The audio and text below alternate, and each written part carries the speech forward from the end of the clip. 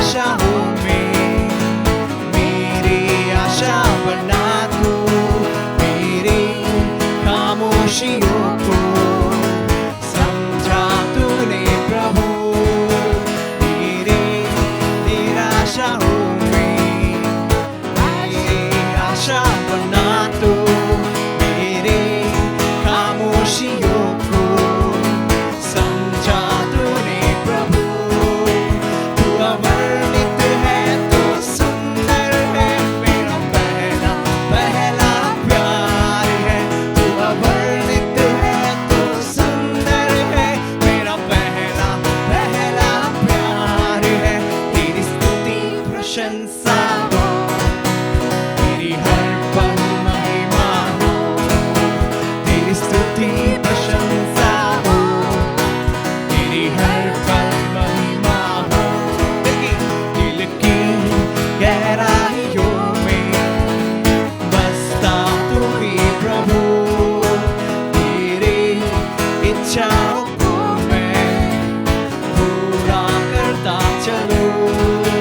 दिल की गहराइयों में बसता तू ही प्रभु, तेरी इच्छाओं को मैं पूरा करता चलूं। तू अवर्णित है, तू सुंदर है, मेरा पहला पहला प्यार है। तू अवर्णित है, तू सुंदर है, मेरा पहला पहला प्यार है।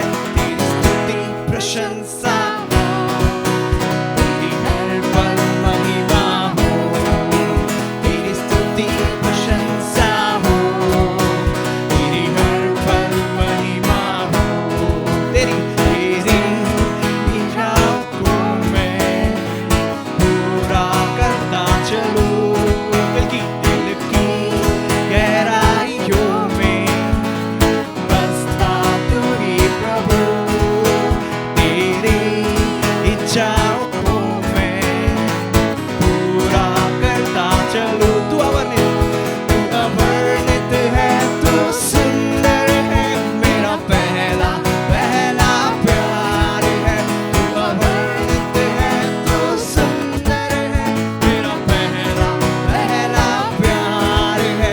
तेरी स्तुति प्रशंसा हो, तेरी हर पल महिमा हो, तेरी स्तुति प्रशंसा हो, तेरी हर पल महिमा हो, तेरी स्तुति प्रशंसा हो, तेरी हर पल महिमा हो।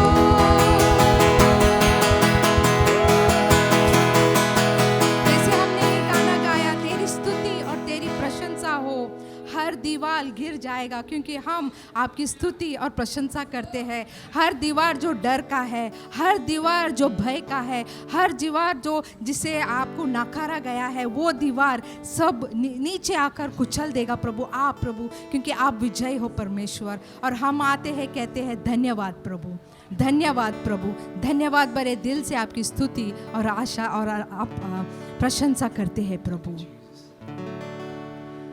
धन्यवाद, धन्यवाद, धन्यवाद, धन्यवाद, धन्यवाद, धन्यवाद, धन्यवाद, धन्यवाद, धन्यवाद, धन्यवाद, धन्यवाद, धन्यवाद, धन्यवाद, धन्यवाद, धन्यवाद। यीशु तेरे करीब आने से जिंदगी मेरी बदल गई। यीशु तेरे छूने से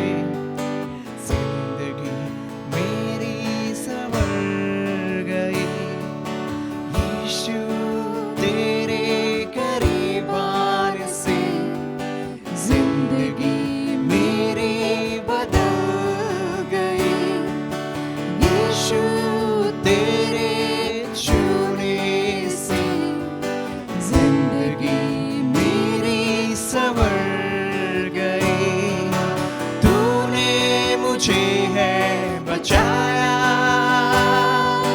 तूने मुझे है सहलाया,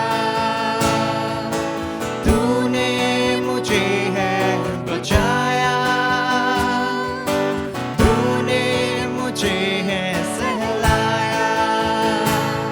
मैं धन्यवाद करता रहूंगा, यीशु धन्यवाद करता रहूंगा, मैं धन्यवाद करता रहूंगा, यीशु धन्यवाद करता रहूंगा।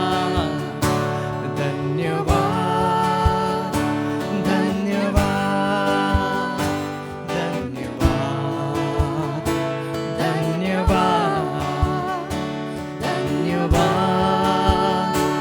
धन्यवाद धन्यवाद धन्यवाद।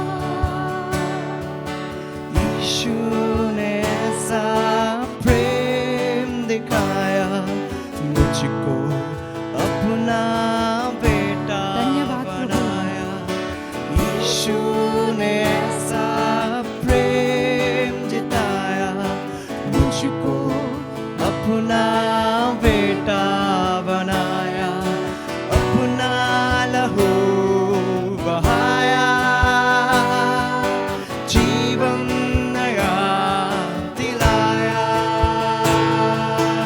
अपना लहू बहाया, जीवन नया दिलाया। मैं धन्यवाद करता रहूंगा, यीशु धन्यवाद करता रहूंगा, मैं धन्यवाद करता रहूंगा, यीशु धन्यवाद करता रहूंगा।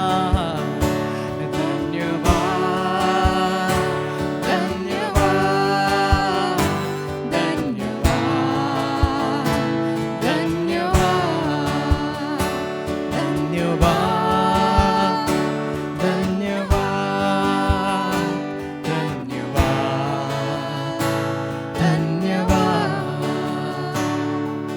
मैं जो पापों में डूबा हुआ था, और जो तुझसे दूर हुआ था, मैं जो पापों में डूबा हुआ था, और जो तुझसे दूर हुआ था, तूने मुझे है चुराया,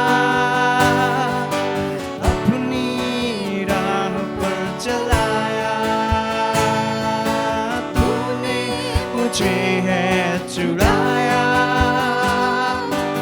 अपनी राह पर चलाया। मैं धन्यवाद करता रहूंगा, यीशु धन्यवाद करता रहूंगा, मैं धन्यवाद करता रहूंगा, यीशु धन्यवाद करता रहूंगा। धन्यवाद धन्यवाद धन्यवाद धन्यवाद धन्यवाद धन्यवाद धन्यवाद। और एक बार हम जैसे धन्यवाद करेंगे, याद करो वो सारी चीजें जो परमेश्वर ने आपके लिए कहा, और दिल से धन्यवाद करो। धन्यवाद धन्यवाद धन्यवाद धन्यवाद धन्यवाद धन्यवाद धन्यवाद धन्यवाद धन्यवाद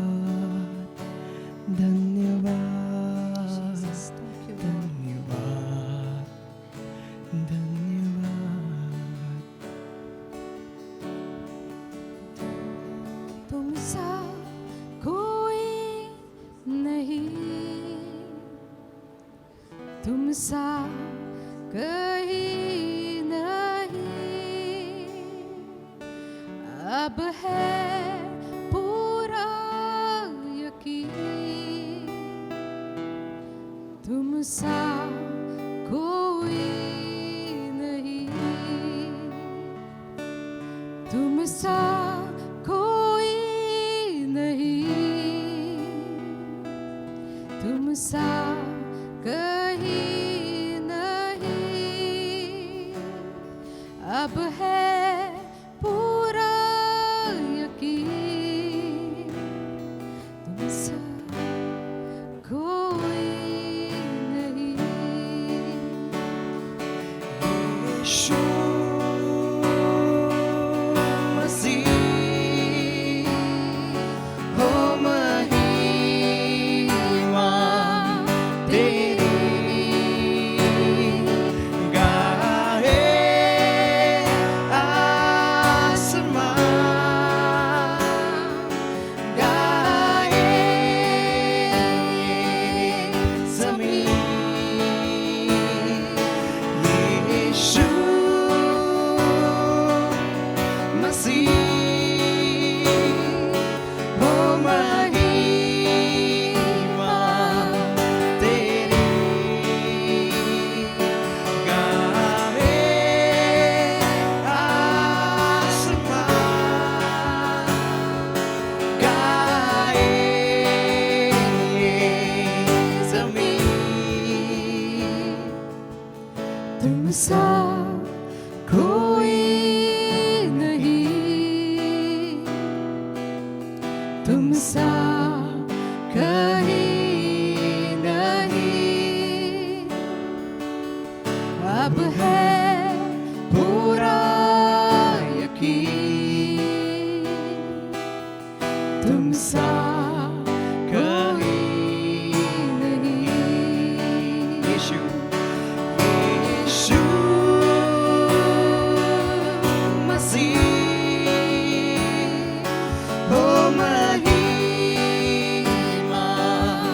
तेरी, गाए आसमान,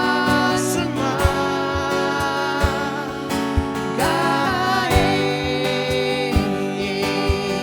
ज़मीन, अंधेरों में तू रोशनी है, तू भी मंजिल, तू रास्ता भी है, तू है जहाँ न कुछ कमी है, तेरा ही नाम जिंदगी है, अंधेरों में तू रोशनी है, तू ही मंजिल, तू रास्ता भी है, तू है जहाँ न कुछ कमी है, तेरा ही नाम जिंदगी है, अंधेरों में तू रोशनी है, तू ही मंजिल, तू रास्ता भी है, तू है जहाँ न कुछ कमी है, तेरा ही नाम जिंदगी।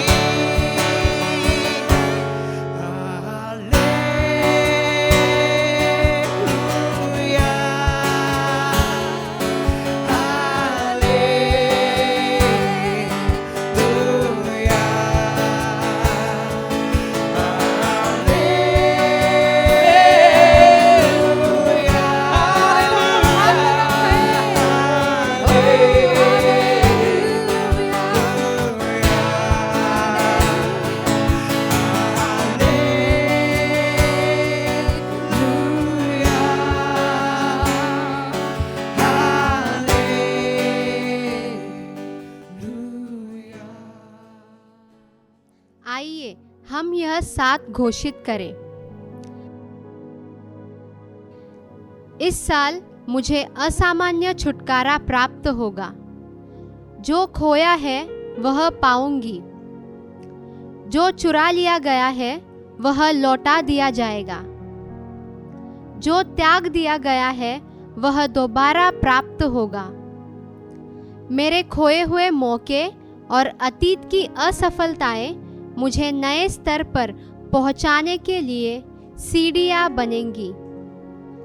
कभी न खोजे गए क्षेत्रों में मेरा प्रवेश होगा, अतुल्य जीत प्राप्त होगी और परमेश्वर से अधिक मुलाकात होगी। बेमिसाल मौके मिलेंगे, नए दरवाजे खुलेंगे और खजाने मिलेंगे। दिव्य साहसिक कार्य मेरा इंतजार कर रहा है। मैं बीते हुए कल को पीछे छोड़कर मेरे वर्तमान को स्वीकारती हूँ और भविष्य की ओर अपेक्षा के साथ बढ़ती हूँ। यह परमेश्वर का स्वीकारा हुआ साल है। आशीष, उपकार और जयंती भरा साल है। आमीन और आमीन।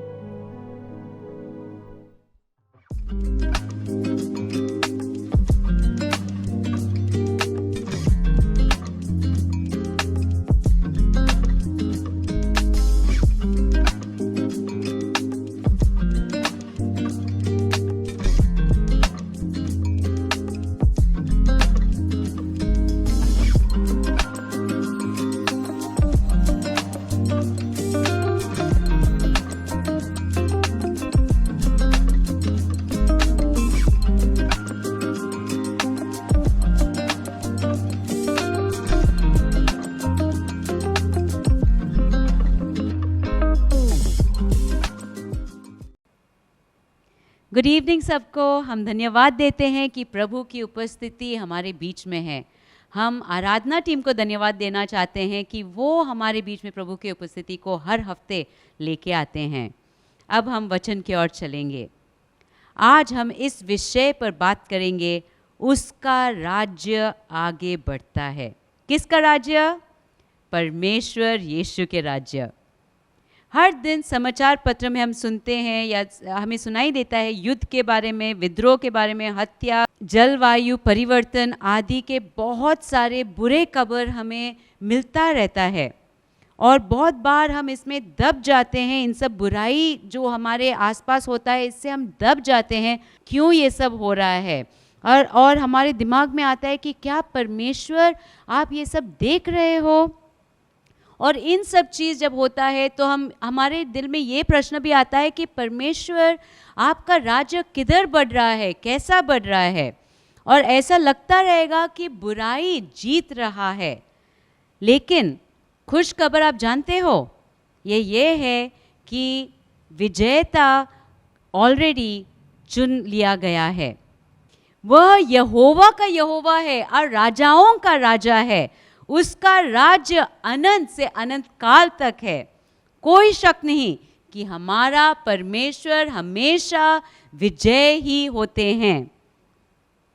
उन दिनों में इतिहास में लिखा है कि रोमियो के जो राजाएं होते थे, जब वो युद्ध से जीत के लौट के आते थे तो उन राजाएं एक खुला रथ पे बैठ के आते थे और उनके पीछे जो युद्ध में किए हुए कैदियों को उनको घसीट के लेके आते थे और इन कैदियों को पूरा अपने हथियार सब उनसे निकाल के उनके हाथों को उनके पीछे बांध के उनको ऐसे घसीट के लेके आते थे और सब लोग उनको देखते थे और उनका अपमान होता था। और देखो यीशु के बारे में क्या लिखा है। जैसे वो क्रूज पे गए तो कुलुसियों 2:15 में लिखा है, और परमेश्वर ने प्रधानों तथा अधिकारियों को निहत्या कर उन्हें अपनी विजय यात्रा में खुल्लम खुल्ला तमाशे का पात्र बना दिया। हालेलुया। यीशु मसीह उनके कैदी नहीं, वो यीशु मसीह के कैदी थे।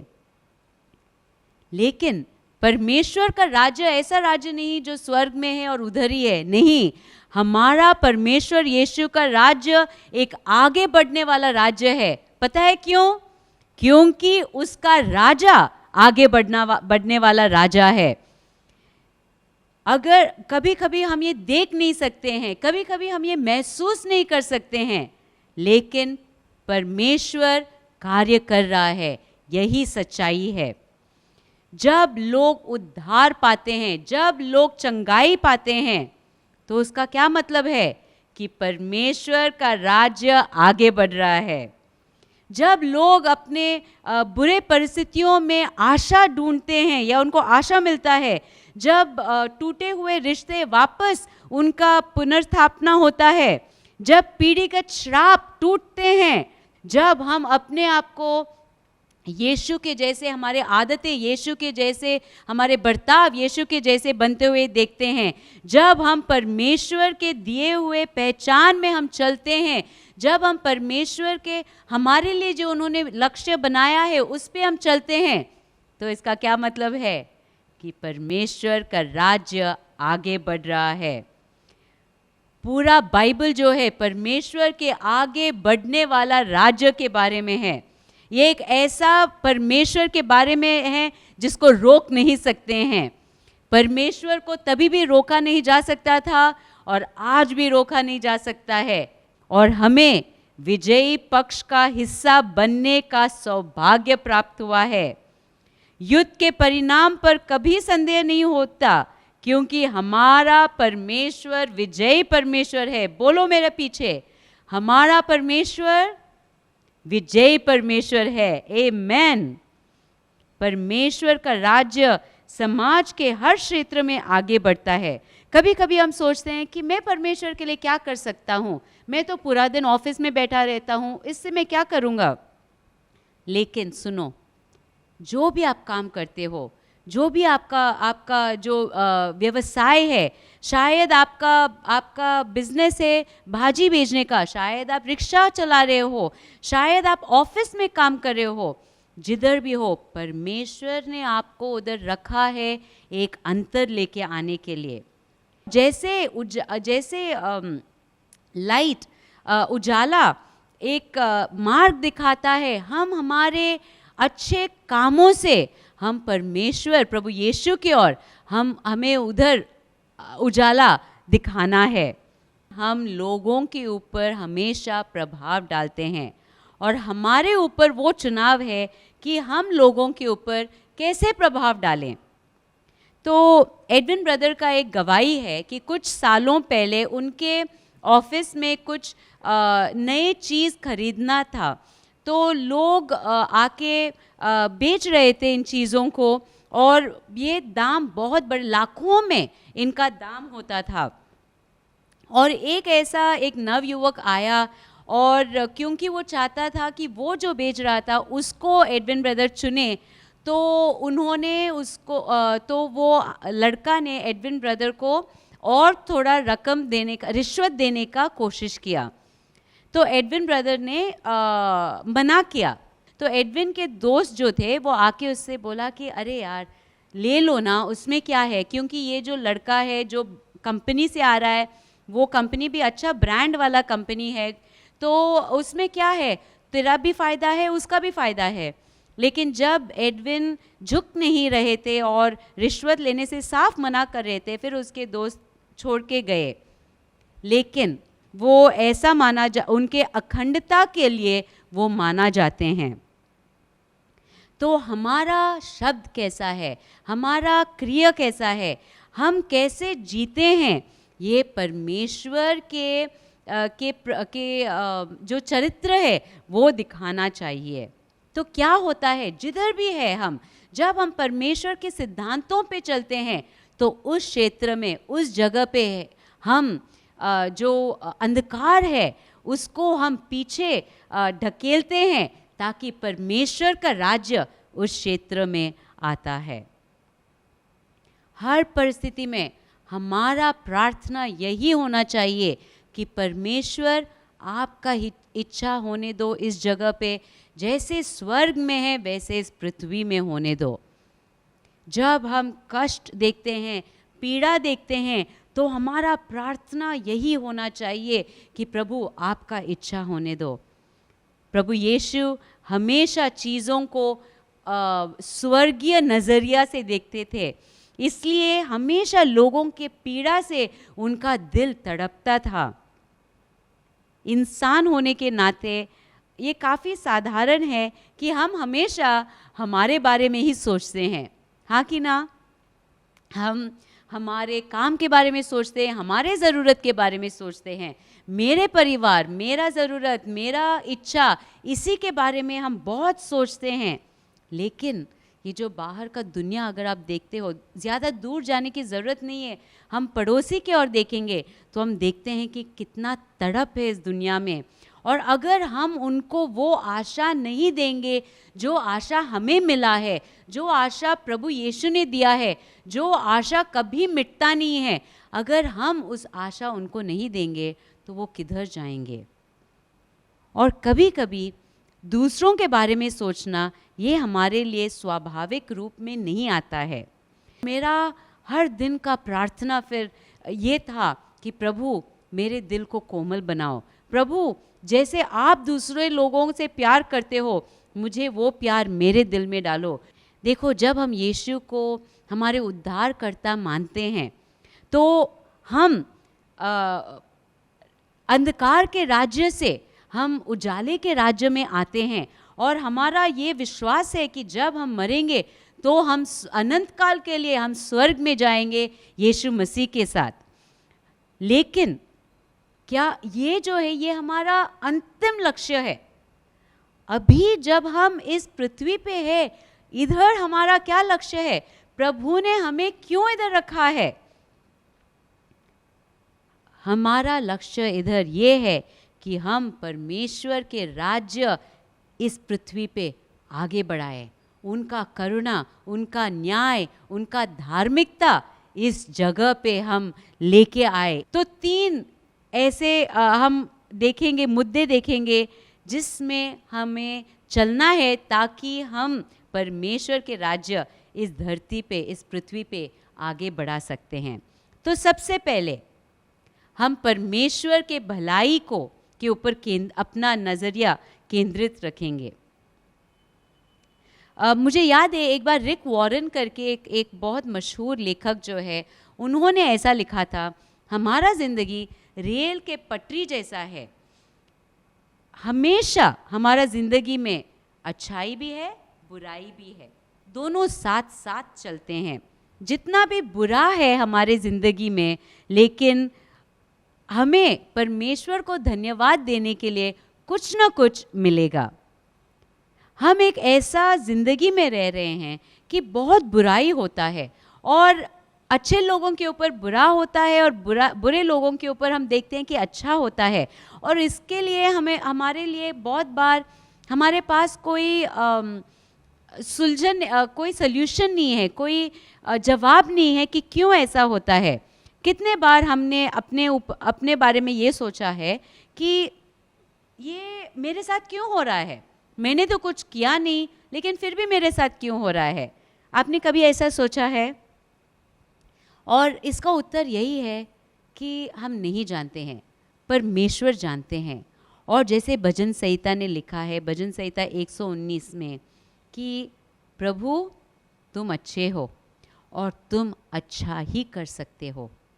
हम जो यीशु मसीह के बच्चे हैं, एक पिता होने के नाते एक पिताजी उसके बच्चों के साथ अच्छा ही करेगा। दूसरा, हमें हमेशा लड़ने के लिए तैयार होना चाहिए, और लड़ाई में हमेशा हमें तैयार रहना चाहिए। अगर हम मसीहा है तो हम आराम से घर पे नहीं बैठ सकते हैं, या आराम से हम हमारी ज़िंदगी नहीं जी सकते हैं। हम सिपाही है, मसीहा सिपाही है, और हमें हमेशा एक आत्मिक युद्ध में हम जुट गए हैं।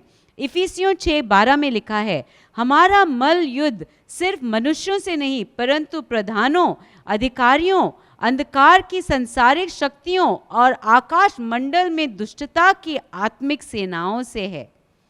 हमें हमेशा लड़ने के लिए तैयार रहना होगा, हमेशा पैरे पर, हमेशा सतर्क रहना होगा, और हम हमेशा विजय ही होंगे। क्यों? क्योंकि हम यीशु मसीह के सेना के हिस्से हैं और यीशु मसीह हमेशा विजय हैं। हम जब ये युद्ध में रहते हैं तो काफ़ी लंबा हो सकता है और हम प्रार्थना करते रहते हैं और प्रार्थना करते रहते हैं और प्रार्थना करते रहते हैं, और फिर हम क्या करते हैं? क्या हमें फिर हार मानना चाहिए? हमें फिर दूसरे जगह जाना चाहिए ये सोचते हुए कि शायद इस जगह से मुझे आशीष मिलेगा या ये जगह से मेरा इच्छा है वो पूरा हो जाएगा?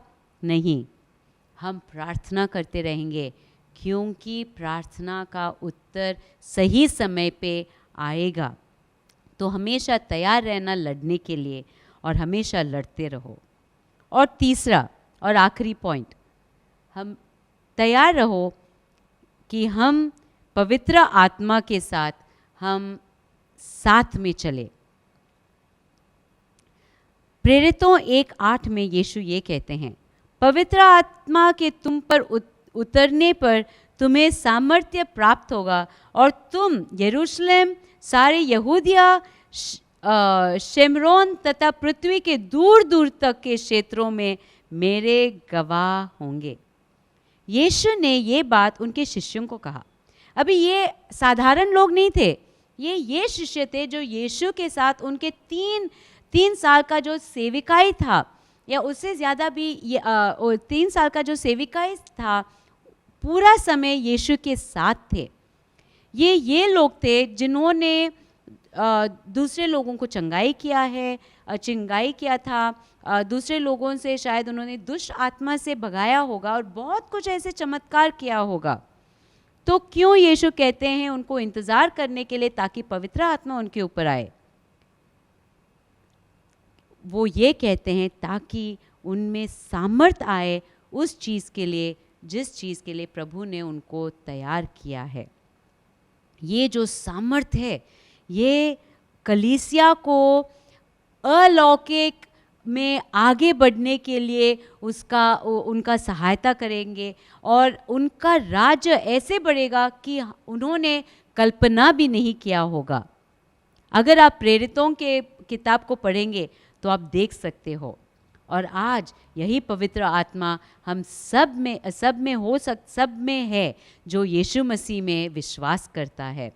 यही सामर्थ जो है, जो अंधों को दिखाता है या जो लंगड़े हैं उनको चलाता है, यही सामर्थ जो यीशु मसीह को मृत्यु से वापस जिलाया, यही सामर्थ हम में है और हमारे द्वारा कार्य करता है।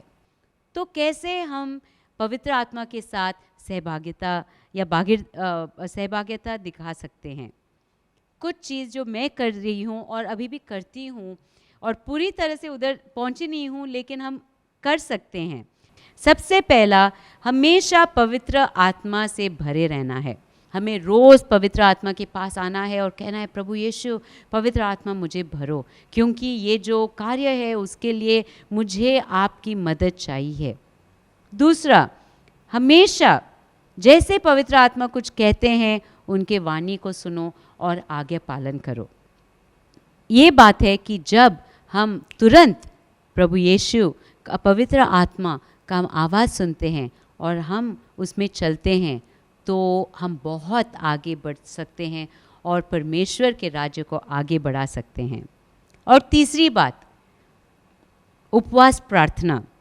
बार बार हमने देखा है कि उपवास प्रार्थना से बहुत जल्दी परमेश्वर का राज्य आगे बढ़ता है। तो 3 ऐसे कार्य करना है जिससे परमेश्वर का राज्य आगे बढ़ सकता है। सबसे पहले हमें परमेश्वर के भलाई के ऊपर हमें केंद्रित होना चाहिए, दूसरा हमें लड़ता रहना चाहिए और तीसरा पवित्र आत्मा के साथ हमें आगे चलना चाहिए। परमेश्वर के राज्य आगे बढ़ रहा है और आगे बढ़ता जाएगा। अगर आप परमेश्वर के साथ आपका लक्ष्य में आगे बढ़ना चाहते हो तो क्यों ना आप खड़े रहो और हम साथ में प्रार्थना करेंगे। अगर आप पहली बार प्रभु यीशु के बारे में सुन रहे हो या आपने सुना है लेकिन आप प्रभु यीशु को नहीं जानते हो और आप कह रहे हो कि प्रभु मुझे भी ऐसा जीवन चाहिए, मैं भी आपका बच्चा बनना चाहता हूँ, मुझे भी एक ऐसा पिताजी चाहिए जो अच्छे पिता हो, जो मेरे लिए अच्छा ही सोचता है। बाइबल में लिखा है कि वो और कुछ कर ही नहीं सकते हैं हमारे ऊपर क्योंकि वो अच्छा ही है।